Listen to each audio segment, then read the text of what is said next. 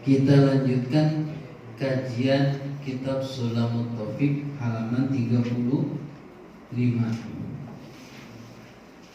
nomor 2, atau kita ulangi kembali ke atasnya. Bismillahirrahmanirrahim. Pasal 5 tentang waktu-waktu sholat fardu. Faslun, faminal wajibi khamsu sholawatin fil yaumi wa laylati az-zuhru wa waqtuha idza zalati syamsu ila masiri zilli kulli syai'in mislahu ghairu jilil istiwa.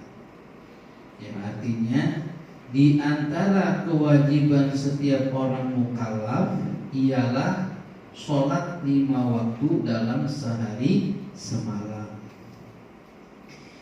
Nomor 1, sholat zuhur.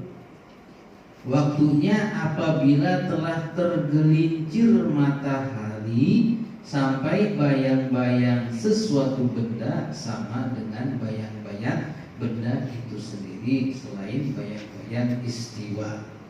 Ya. Jadi waktu zuhur itu adalah waktunya apabila telah tergelincir matahari. Jadi setiap hari itu matahari berada di atas kita, sehingga satu benda itu tidak memiliki bayangan.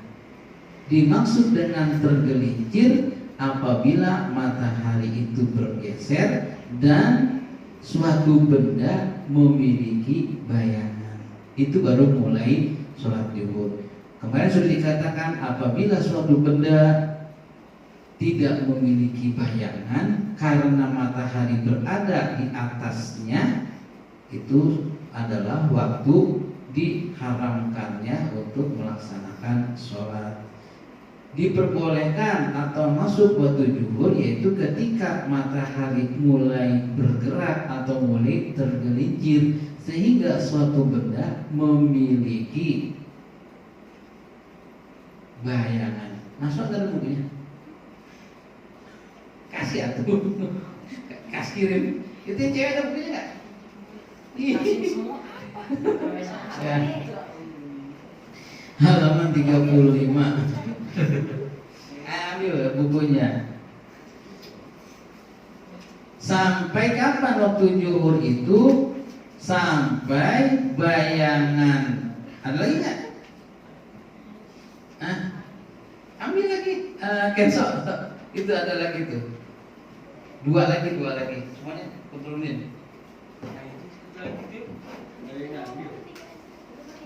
Enggak, masing-masing. Kasih.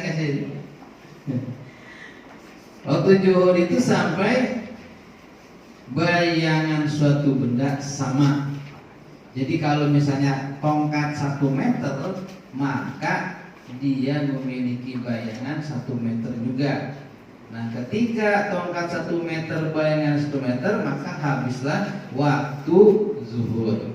Kemudian yang kedua, wal asru wa waktuha min ba'di waqti zuhri ila maghibi syamsi. Sholat asar waktunya sesudah habis waktu lohor sampai terbenam matahari. Nah, kalau sholat asar, apabila tadi panjangnya benda sama dengan panjangnya tongkat, nah baru masuk. Setelah panjangnya benda sama dengan panjangnya tongkat, barulah masuk waktu asar sampai terbenamnya matahari.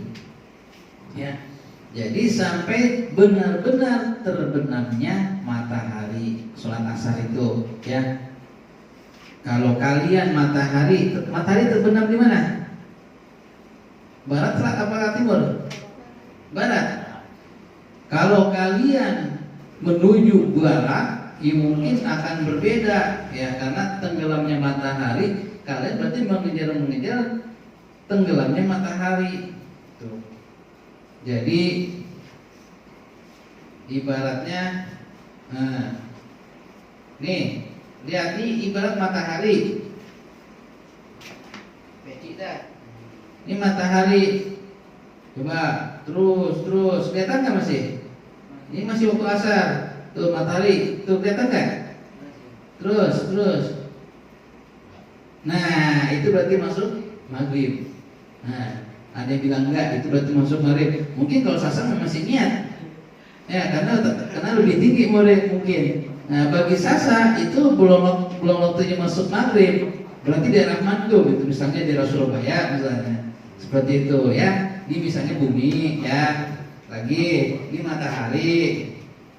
Kapan waktunya masuk maghrib? Ketika matahari tenggelam. Masih kelihatan Malika? Ini matahari ya, jangan bukannya peci. Terus turun. Ya Naswa, tuh masih kelihatan nggak? Masih kelihatan? Terus ada enggak, nah itu maksud maghrib. Cuma satu orang yang tidak mesti melihat. Ya, seperti itu. Nah, seperti itu ya. Itu waktu maghrib. Jadi tenggelam matahari. Kalau mata kita mungkin tidak bisa melihat ya, kalau saat ini mata kita tidak bisa melihat matahari tenggelam, karena sebetulnya kita tidak bisa melihat matahari. Kalau kita melihat matahari, rusaklah mata kita. Ya mungkin dengan alat, atau kalau zaman sekarang dengan ada jadwal waktunya. Terus nomor 3, wal maghribu wa waqtuha min ba'di maghibi samsi ila maghibi syafaqil akmari. Salat maghrib waktunya sesudah terbenam matahari sampai terbenam merah.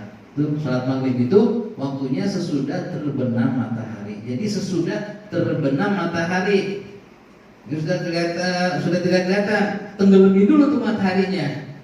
Nah, berarti sudah waktu sholat maghrib atau sudah waktunya buka puasa. Tidak kelihatan, tenggelami dulu sampai benar-benar kelihatan. Nah, gitu ya. Tuh ya. Wal isya'u wa waqtuha min ba'di waqtil maghrib ila tulu'il fajri shadiq. Salat isya waktunya sesudah habis waktu maghrib sampai terbit fajar shadiq. Nah, ini kalau yang nomor 3, sholat maghrib waktunya sesudah terbenam matahari sampai terbenam mega merah. Sampai terbenam mega merah. Jadi begini, ketika matahari tenggelam, mataharinya mau tenggelam, tetapi mega merahnya itu masih ada. Ya enggak? Sampai kapan waktu maghrib itu? Sampai mega merahnya itu hilang. Tuh, sampai mega merahnya itu hilang. Makanya kalau maghrib itu ada warnanya merah gitu kan, ya nggak? Kalau maghrib itu kalau di lapangan pasti kelihatan merah tuh. Kalau di masjid udah ada wow gitu, masih di lapangan kelihatannya enak gitu, resep ternyata merah gitu kan. Padahal matahari sudah tenggelam. Nah itu masih waktu maghrib sampai mega merahnya itu hilang, maka masuklah isya gitu. Nah, nomor 4, sholat isya waktunya sesudah habis waktu maghrib sampai terbit fajar shadiq. Allahu Akbar. Nomor 5 kita lanjutkan, kita sholat isya terlebih dahulu. Nanti kembali lagi. Siap-siap duduk ya.